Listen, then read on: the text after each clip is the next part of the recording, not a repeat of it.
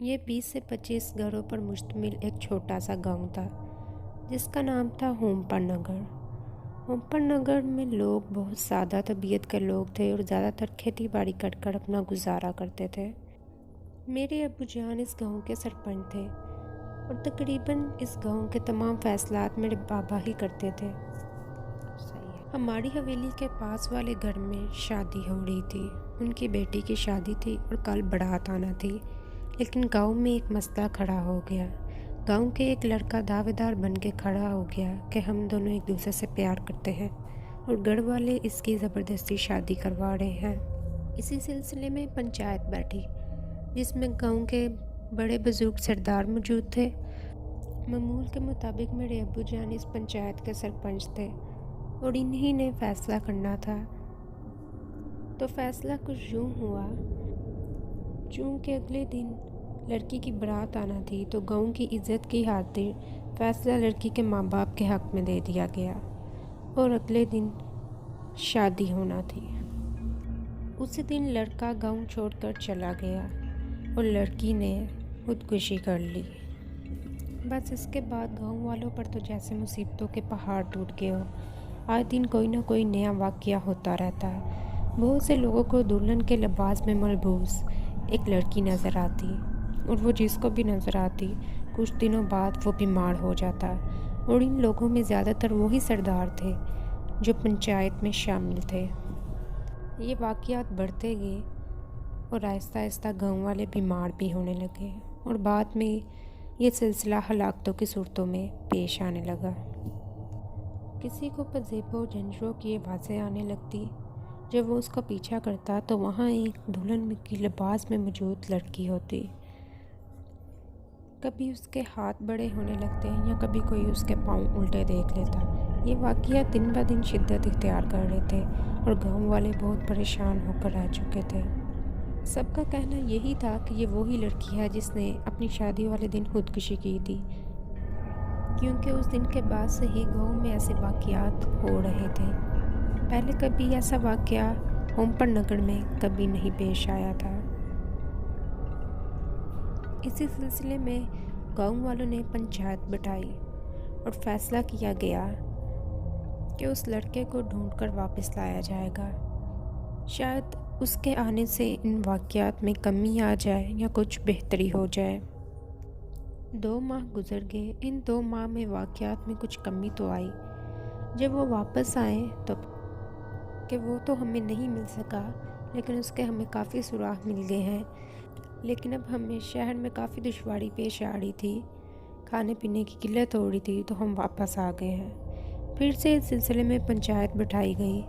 اب میرے والد صاحب نے فیصلہ کیا کہ پچھلے 2 ماہ کا اگر جائزہ لیا جائے تو ان واقعات میں کافی حد تک کمی آ گئی ہے، تو اس لیے اب اس کو ڈھونڈا نہ جائے اور سب اپنی نارمل لائف میں دوبارہ واپس آ جائیں۔ پنچایت ختم ہو گئی۔ میرے والد صاحب گھر آئے، انہوں نے رات کا کھانا کھایا اور ٹہلنے کے لیے چھت پر چلے گئے، اور اس رات میرے ابو جان نے بھی اس لڑکی کو دلہن کے لباس میں چھت میں اپنے پیچھے ٹہلتے دیکھا۔ اس کے ہاتھ بڑے ہو رہے تھے اور اس کے ہاتھ کے ناخن میرے ابو جان کی گردن کی طرف بڑھ رہے تھے۔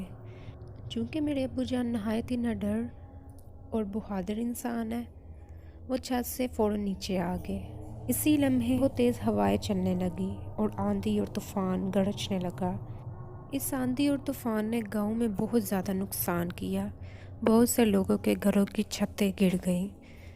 ہومپر نگر دوبارہ سے مشکلوں میں گرتا دکھائی دینے لگا۔ ایک کے بعد ایک پھر سے واقعات میں شدت اختیار کرنے لگے۔ کچھ دن بعد میرے ابو جان دوبارہ چھت پر ٹہلنے کے لیے گئے۔ ہم سب نے ان کو چھت پر جانے سے منع کیا۔ انہوں نے ہمیں سختی سے منع کیا تھا کہ میرے پیچھے کوئی نہ آئے۔ میرے ابو جان کا ارادہ تھا کہ اگر اس دفعہ وہ میرے سامنے آئی تو میں اسے پوچھوں گا کہ تم آخر چاہتی کیا ہو؟ تم نے کیوں ہمارے پورے گاؤں کو، اس ہومپر نگر کو تنگ کر کے رکھا ہے؟ ان کو چھت پر گئے 15 منٹ ہو چکے تھے۔ عین 15 منٹ کے بعد ہمیں زوردار چیخ کی آواز سنائی دی۔ جب ہم ابو جان کے پیچھے چھت پر گئے تو ابو جان چھت پر موجود نہ تھے، مگر ہماری حویلی کے باہر بہت سے لوگ جمع تھے۔ ہم بھاگتے باہر گئے تو دیکھا ابو جان نیچے زمین پر پڑے ہیں۔ وہ چھت سے نیچے گر چکے تھے اور ان کو کافی چوٹیں آئی ہیں۔ ہم ابو جان کو لے کر قریبی ہسپتال میں چلے گئے۔ ابو جان کو جب ہوش آتا تو ایک ہی بات کرتے، اس لڑکے کو گاؤں واپس لے کر آؤ۔ اس دفعہ میں نے خود فیصلہ کیا کہ میں خود اس کو ڈھونڈنے جاؤں گا شہر۔ میں نے ان جوانوں کو ساتھ لیا جو پچھلی بار اسے ڈھونڈنے نکلے تھے۔ ابو جان کو اس حالت میں چھوڑ کر نہیں جانا چاہتا تھا، لیکن ابو جان جب بھی ہوش میں آتے تو وہ بضد تھے، اس لڑکے کو واپس گاؤں لے کر آؤ۔ اس کے بعد وہ بے ہوش ہو جاتے۔ گاؤں والے بھی آہستہ آہستہ گاؤں چھوڑتے جا رہے تھے، کیونکہ ان کو یہ گاؤں کی مشکلیں برداشت نہیں ہو رہی تھی اور مختلف علاقوں میں مقیم ہو رہے تھے۔ ہمارا ہومپر نگر مختصر سے مختصر ہوتا جا رہا تھا۔ تقریباً مجھے شہر میں اسے ڈھونڈتے 2 ماہ ہو چکے تھے اور اب جا کر وہ مجھے مل گیا تھا۔ میں نے اسے ہومپر نگر میں ہونے والے ساری ڈیٹیلز بتائی اور بتایا کیسے گاؤں والے سارے پریشان ہیں۔ اسے سن کر پہلے تو یقین نہیں آ رہا تھا۔ میں جب بھی اسے اپنے ساتھ گاؤں چلنے کا کہتا تو وہ تھوڑا پریشان سا ہو جاتا۔ تب تو مجھے اس کی پریشانی کی وجہ سمجھ نہیں آ رہی تھی، مگر بعد میں پتہ چلا کہ وہ شہر میں شادی کر چکا ہے، اس لیے وہ واپس نہیں جانا چاہتا تھا، کیونکہ اسے لگتا تھا میں ہومپر نگر واپس جاؤں گا تو میری بھی جان کو خطرہ لاحق ہوگا۔ میں نے اور میرے ساتھیوں نے کسی طرح کر کے اسے منایا۔ بس پھر وہ اور اس کی بیوی ہمارے ساتھ ہومپر نگر چل پڑی۔ جب ہم ہومپر نگر پہنچے تو ہر گھر سے رونے کی آوازیں آ رہی تھی۔ پوچھنے پر پتہ چلا کہ ابو جان اس دنیا سے رخصت ہو چکے ہیں۔ مجھے بہت افسوس ہوا۔ مجھے ایسے لگا جیسے کسی نے مجھ سے میرا جہان ہی چھین لیا ہو، میرے پیروں تلے سے زمین کسی نے کھینچ لی ہو۔ اب ہومپر نگر میں بچہ ہی کیا تھا، بہت سے لوگ تو ویسے ہی ہومپر نگر چھوڑ کر چلے گئے تھے اور ابو جان اب اس دنیا سے ہی چلے گئے تھے۔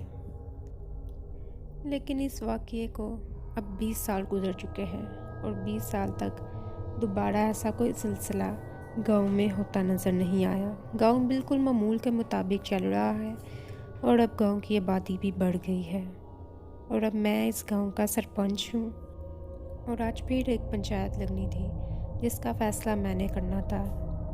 آج پھر سے مجھے لگ رہا تھا جیسے میں 20 سال پہلے پہنچ چکا ہوں، کسی نے وقت دوبارہ لا کر وہاں ہی کھڑا کر دیا ہو۔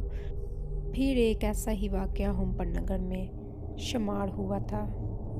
ایک لڑکا پھر دعوے دار بن کر ایک لڑکی کی بارات کو روک رہا تھا۔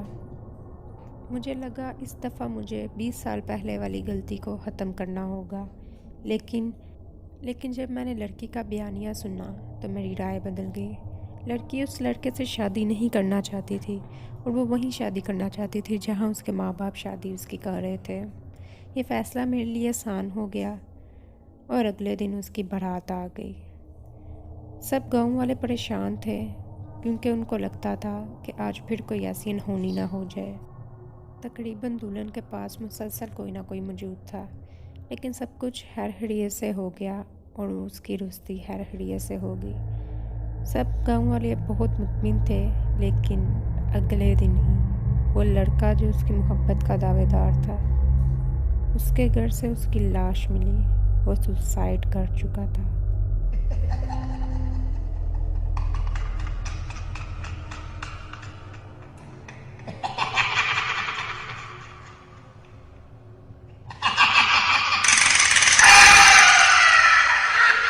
تھینک یو یہ ویڈیو دیکھنے کا، اور یہ ویڈیو ہرگز خوف و ہراس پھیلانے کے لیے نہیں ہے، جس انٹرٹینمنٹ پرپس کے لیے ہے۔ اگر آپ کو پسند آئی ہے تو لائک کریں اور شیئر کریں، سبسکرائب کر دیں، پلیز اس چینل کو سبسکرائب کر دیں، اور اسی کے ساتھ مجھے دیجیے اجازت۔ ملیں گے مزید اور ویڈیوز